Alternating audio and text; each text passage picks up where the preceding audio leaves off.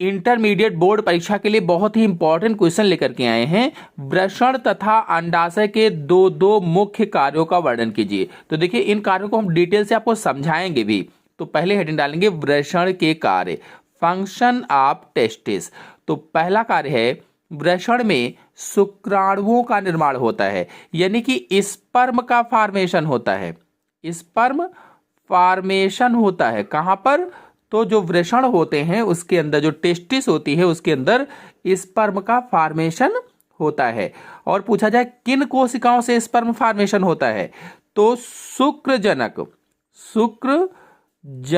कोशिकाएं जो होती हैं उन शुक्रजनक कोशिकाओं से शुक्राणु बनते हैं। शुक्रजनक कोशिकाओं से शुक्राणुओं का निर्माण होता है। और आपको बता दें जो सर्टोली की कोशिकाएं होती है, इसमें सर्टोली वाली जो कोशिकाएं होती हैं ये शुक्राणुओं को अवलंबन प्रदान करती हैं। जब शुक्राणु बनने लगते हैं तो अवलंबन प्रदान करती हैं, सुरक्षा प्रदान करती हैं और पोषण देती हैं और साथ में ऑक्सीजन भी देती हैं। फिर दूसरा कार्य है वृषण से नर हार्मोन टेस्टोस्टेरोन का स्रावण होता है। टेस्टोस्टेरोन, तो आपको बता दें कि जो नर हार्मोन टेस्टोस्टेरोन है ये वृषण की लीडिंग कोशिकाओं से स्रावित होता है।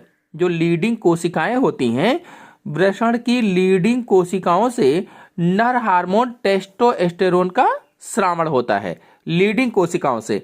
और ये जो नर हार्मोन टेस्टोस्टेरोन है इसे एंड्रोजन्स भी कहा जाता है। और लीडिंग कोशिकाओं को अंतराली कोशिकाएं भी कहते हैं, अंतराली कोशिकाएं भी कहा जाता है। चाहे अंतराली कोशिकाओं से कहो नर हार्मोन स्रावित होता है टेस्टोस्टेरोन, या लीडिंग कोशिकाओं से नर हार्मोन टेस्टोस्टेरोन स्रावित होता है। तो इन दोनों पर क्वेश्चन अलग अलग बनेंगे और बहुत ही ज्यादा इंपॉर्टेंट है।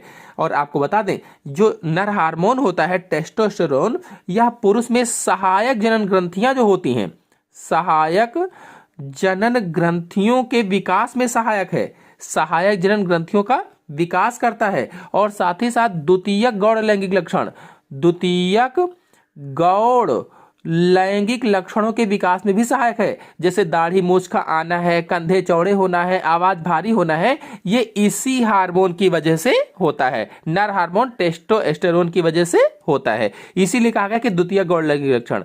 तो द्वितीयक गौण लैंगिक लक्षण क्या होंगे? दाढ़ी मूछ का आना, आवाज का भारी होना, कंधे चौड़े होना, ये सारे जो लक्षण होते हैं ये द्वितीयक गौण लैंगिक लक्षण होते हैं।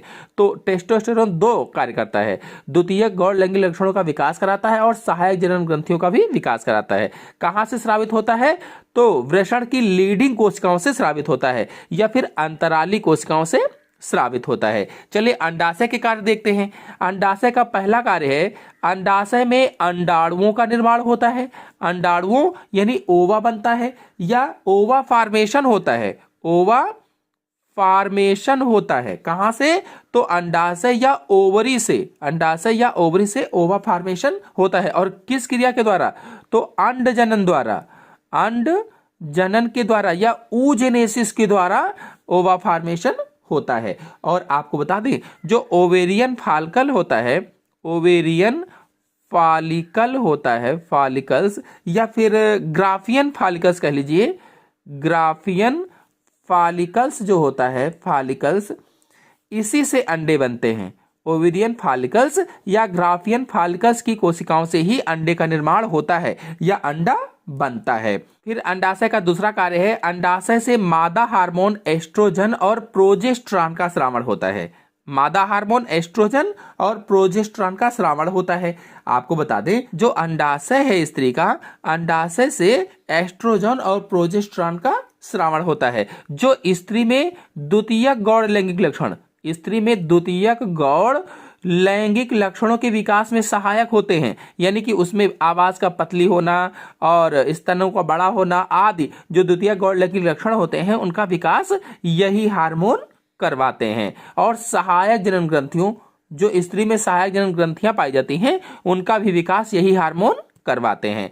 तो इस प्रकार से आज मैंने आपको वृषण और अंडाशय के कार्य बताए। आशा है आपको अच्छी तरह से समझ में आ गए होंगे। समझ में आ गए हो तो वीडियो को लाइक और शेयर कीजिए। चैनल पर नए हैं तो चैनल को सब्सक्राइब कर लीजिए। धन्यवाद।